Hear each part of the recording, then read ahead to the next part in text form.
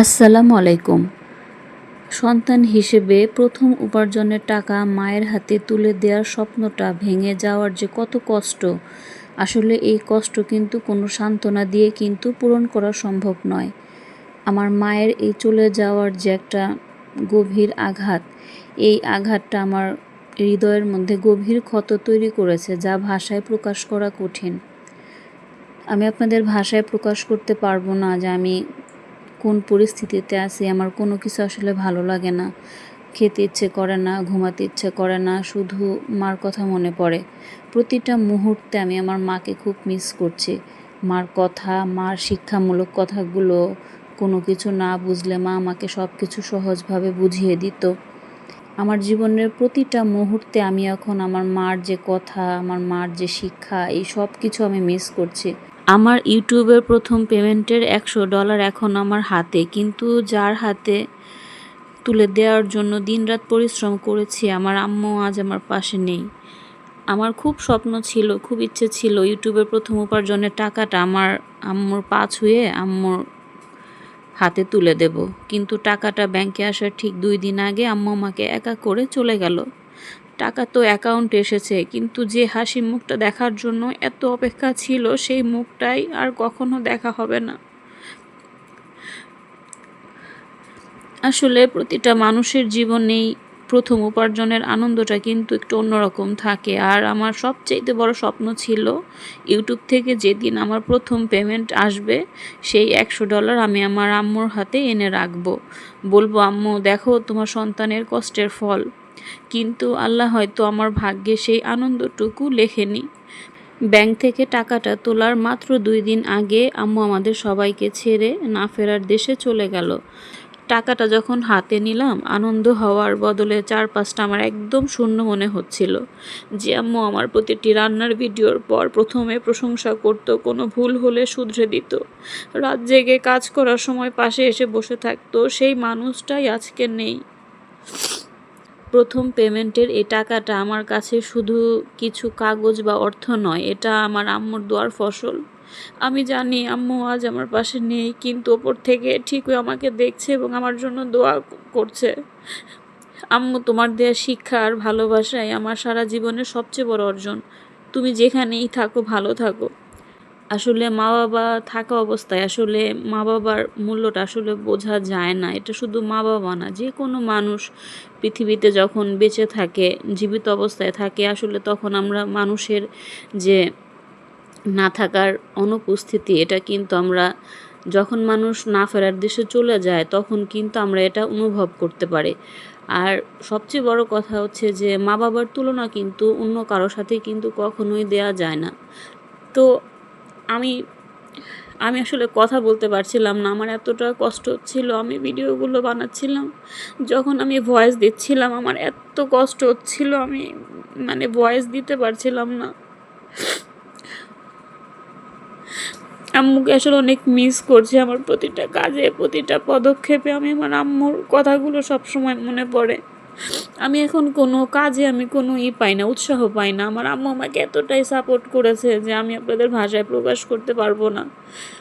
এমনটা হয়েছে, এমনও দিন গেছে যে আমি যেদিন প্রতিদিন, কিছুদিন আগেও আমি প্রতিদিন ভিডিও আপলোড করতাম। তো আমি যদি, আমার একটা টাইম ছিল যে বিকেল 5টা বাজে ভিডিও আপলোড করতাম, তো কিভাবে জানি আম্মু না বুঝতো যে এখন বিকেল 5টা বাজে, আমার মেয়ে তো ভিডিও আপলোড করবে। তো ও কীভাবে যেন টিভি ছেড়ে বসে থাকতো, ঠিক 5টা বাজলে বসে থাকতো যে আমার মেয়ে আজকে রান্না দিবে, তো দেখি বসে বসে। আর আম্মু আমাকে এতটাই সাপোর্ট করতো, আমার ভিডিওগুলো ফুল ওয়াচ করতো আর আমার রান্নাটা পুরোটা দেখতো। তারপর আরেকটা কথা আপনাদের সাথে শেয়ার করি, যখন আমার চ্যানেলটা ডিমনিটাইজেশন হয়ে গিয়েছিল, তখন মনিটাইজেশন পাওয়ার জন্য তো আমি আসলে অনেক কষ্ট করেছি।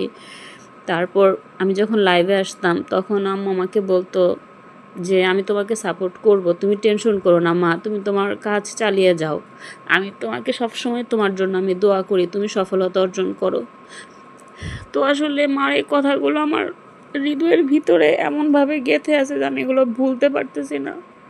তারপর আরেকটা কথা হচ্ছে, মা করতো কি, টিভি ছেড়ে বসে থাকতো। মা তো অ্যান্ড্রয়েড ফোন ওভাবে চালাতে পারতো না, তো টিভি ছেড়ে বসে থাকতো। টিভিটা চালু করে বসে থাকতো, মা বলতো যে তুমি লাইভে আসছো, আমি টিভি চালু করে দিছি। আমি যতক্ষণ লাইভে থাকতাম আমার আম্মু আমাকে সাপোর্ট করতো। একটা টিভি মানে মনে করেন 12 থেকে 13 ঘন্টা যদি আমি লাইভে থাকতাম, সেই 12-13 ঘন্টায় টিভিটা সে চালু করে বসে থাকতো।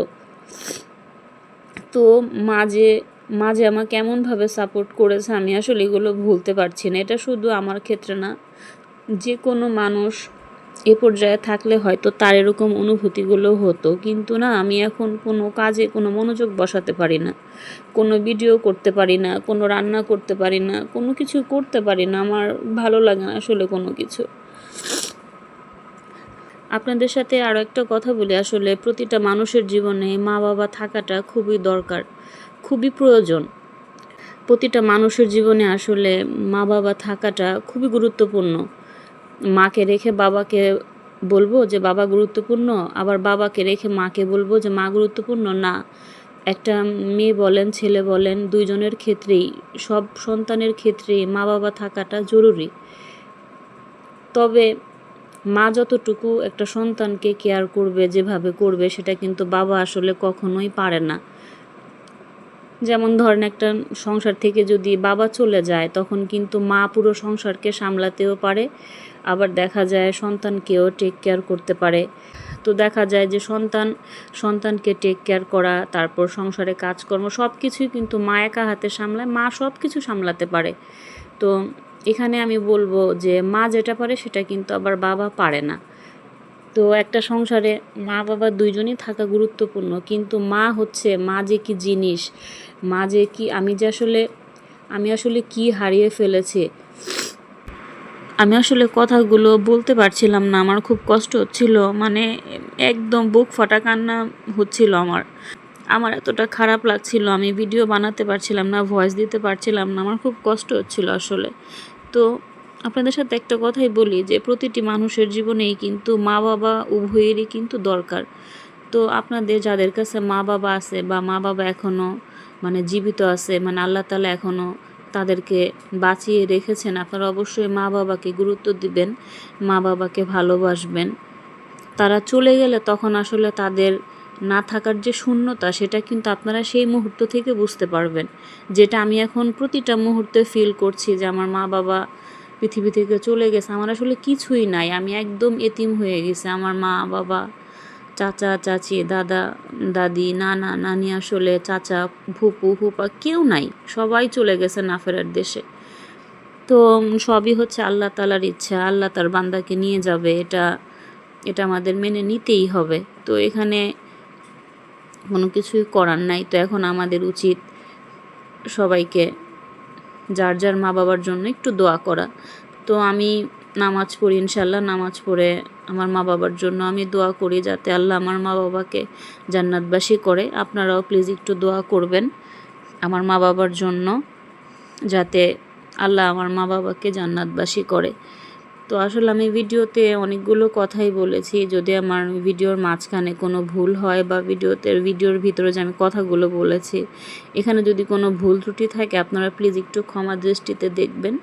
আর আমি কি বলবো, আপনারা সবাই আমার জন্য একটু দোয়া করবেন, আমি যেন আবার আগের মতো আমার কাজগুলোতে মনোনিবেশ করতে পারি। আপনারা সবাই আমার জন্য একটু দোয়া করবেন, আমি যেন আমার এই কাজের মধ্যে আবার মনোযোগটা দিতে পারি। তো আপনাদের যাদের কাছে মা বাবা আছে বা মা বাবা এখনও মানে জীবিত আছে, মানে আল্লাহ তাআলা এখনও তাদেরকে বাঁচিয়ে রেখেছেন, আপনারা অবশ্যই মা বাবাকে গুরুত্ব দিবেন, মা বাবাকে ভালোবাসবেন। তারা চলে গেলে তখন আসলে তাদের না থাকার যে শূন্যতা, সেটা কিন্তু আপনারা সেই মুহূর্ত থেকে বুঝতে পারবেন, যেটা আমি এখন প্রতিটা মুহূর্তে ফিল করছি যে আমার মা বাবা পৃথিবী থেকে চলে গেছে, আমার আসলে কিছুই নাই, আমি একদম এতিম হয়ে গেছি। আমার মা বাবা, চাচা চাচি, দাদা দাদি, নানা নানি, আসলে চাচা ফুপু ফুপা কেউ নাই, সবাই চলে গেছে না ফেরার দেশে। তো সবই হচ্ছে আল্লাহ তাআলার ইচ্ছা, আল্লাহ তার বান্দাকে নিয়ে যাবে, এটা আমাদের মেনে নিতেই হবে। তো এখানে কোনো কিছুই করার নাই। তো এখন আমাদের উচিত সবাইকে যার যার মা বাবার জন্য একটু দোয়া করা। তো আমি নামাজ পড়ি ইনশাল্লাহ। নামাজ পড়ে আমার মা বাবার জন্য আমি দোয়া করি যাতে আল্লাহ আমার মা বাবাকে জান্নাতবাসী করে। আপনারাও প্লিজ একটু দোয়া করবেন আমার মা বাবার জন্য, যাতে আল্লাহ আমার মা বাবাকে জান্নাতবাসী করে। তো আসলে আমি ভিডিওতে অনেকগুলো কথাই বলেছি, যদি আমার ভিডিওর মাঝখানে কোনো ভুল হয় বা ভিডিওর ভিতরে যে আমি কথাগুলো বলেছি এখানে যদি কোনো ভুল ত্রুটি থাকে আপনারা প্লিজ একটু ক্ষমা দৃষ্টিতে দেখবেন। আর আমি কি বলবো, আপনারা সবাই আমার জন্য একটু দোয়া করবেন, আমি যেন আবার আগের মতো আমার কাজগুলোতে মনোনিবেশ করতে পারি।